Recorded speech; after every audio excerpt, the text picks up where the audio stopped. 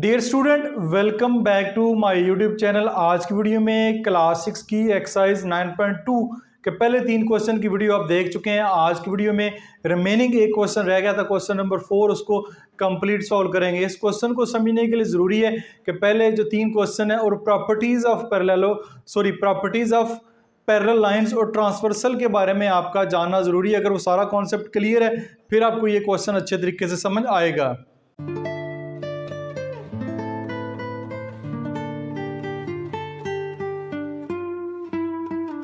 Question number 4 है, calculate the values of unknown angles in the following figure.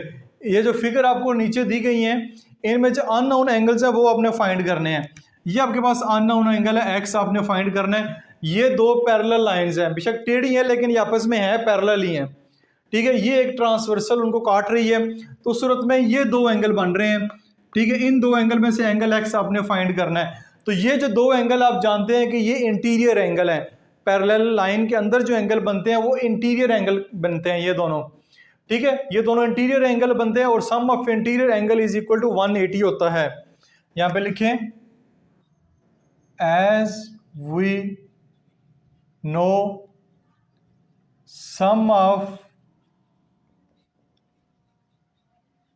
Interior angles, यानी sum of two interior angles, जो दो interior angle है, सम of to, यहां पे लिख लें टू इंटीरियर एंगल इज 180। ये पैरेलल लाइंस की प्रॉपर्टी में आता है, जब ट्रांसवर्सल उसमें से कट कर रही हो, इन दो एंगल्स को जमा करेंगे, जवाब 180 आएगा। तो ये आएगा x plus 100 degree is equal to 180। तो x इधर ही रहेगा, 180 माइनस 100 करेंगे तो आपके पास आंसर आ जाएगा 80। तो x की वैल्यू आएगी 80 डिग्री, यानी इस एंगल x की जो वैल्यू आएगी वो आपके पास आएगी 80 डिग्री। तो ये आपका पार्ट 1 मुकम्मल। तो देखते हैं पार्ट नंबर 2 में, ये आपको दी गई हैं दो पैरेलल लाइंस NO और LM।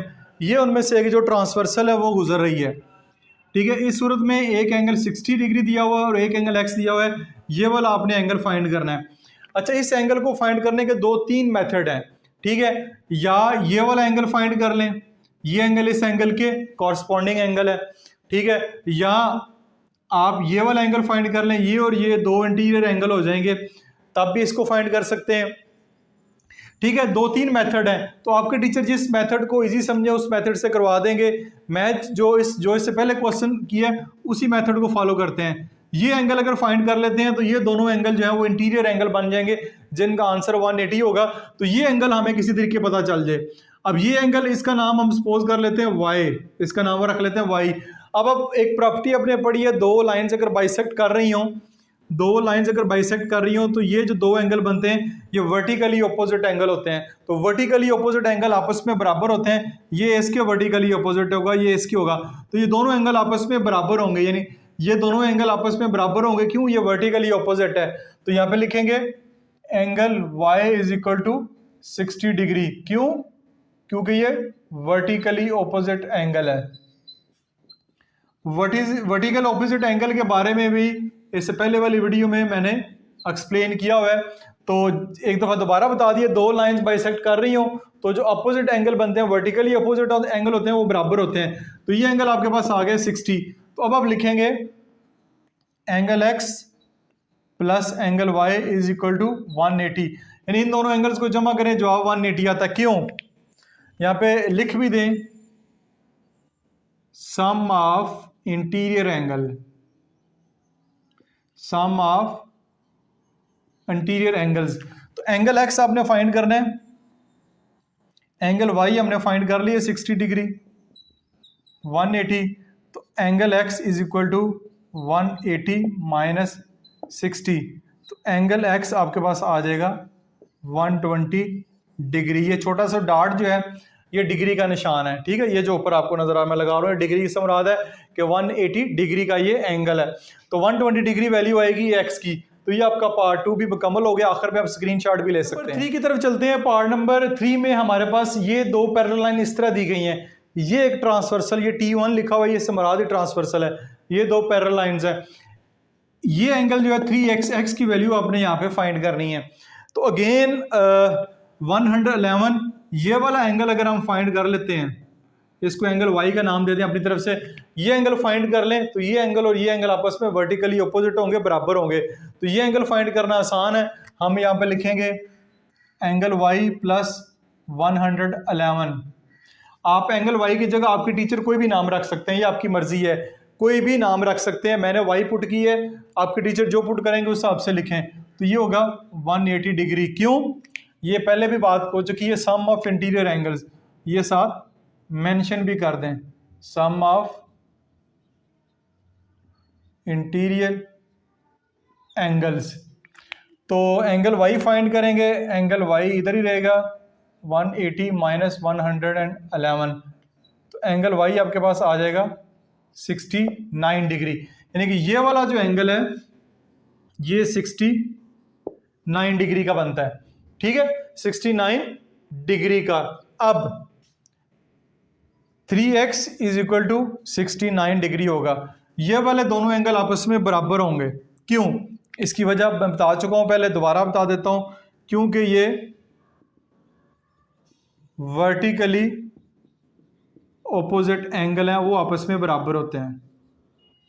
ठीक है, तो x इधर ही रहेगा 69 डिवाइड बाई 3, x की वैल्यू आ जाएगी 3 1 3, 3 2 6, 3 3 9, तो x की वैल्यू आ जाएगी 23, यानी x की वैल्यू 23 आ गई है। तो इस एंगल की वैल्यू क्या आएगी? 3x, 3 मल्टीप्लाई बाय 23, तो 69 डिग्री ही ये वाला एंगल भी आएगा। ये एंगल भी 69 है, ये एंगल भी 69 है, तो ये प्रूव भी हो गया कि वर्टिकली अपोजिट है। ये जस्ट आपको समझाने के लिए क्वेश्चन आपका यहाँ पे एंड हो जाता है। की तरफ चलते हैं। अगेन आपको दो पैरेलल लाइंस दी गई हैं, एक ट्रांसवर्सल T1 गुजर रही है, ये दो एंगल बन रहे हैं। तो ये दो एंगल इंटीरियर एंगल बन रहे हैं, तो दोबारा लिखेंगे, हम लिखेंगे 2x प्लस 6x, इन दोनों को ऐड करें तो जवाब 180 आता है। यहाँ पे लिख लें सम ऑफ इंटीरियर एंगल। ये वजह साथ लिखनी होती है कि क्यों ये 180 के बराबर है, सम ऑफ इंटीरियर एंगल। ये हो जाएगा 8x, 6x plus 2x 8x is equal to 180, x is equal to 180 divide by 8। तो 8 पे इसको डिवाइड करते हैं 180 को, तो ये आएगा 180 डिवाइड बाय 8, x की वैल्यू आएगी 22.5।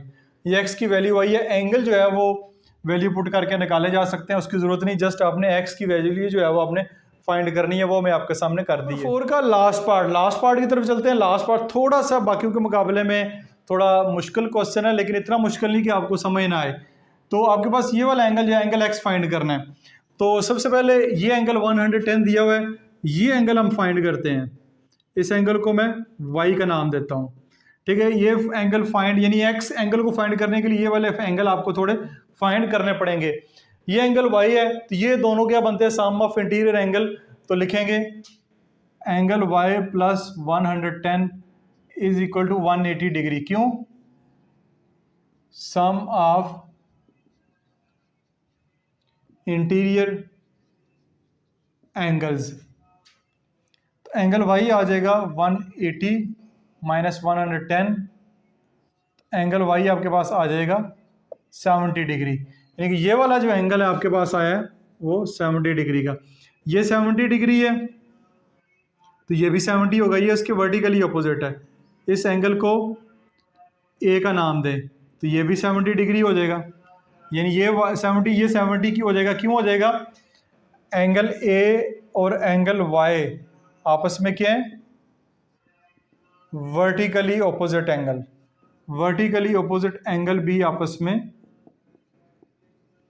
इक्वल होते हैं। ठीक हो गया, तो एंगल ए जो है वो भी 70 डिग्री होगा। अब देखें, ये 150 है, तो ये टोटल जो है ये 150 होना चाहिए। ये 150 है, तो टोटल ये भी 150 होगा, कॉरस्पॉन्डिंग एंगल क्योंकि बन रहा है, ये इसके कॉरस्पॉन्डिंग एंगल है, तो ये 150, ये भी 150 होगा। ये 70, तो इतना हिस्सा ये 70 है, तो फिर ये 80 होगा, यानी ये 150 है, तो टोटल ये मिला के 150 बनता है टोटल।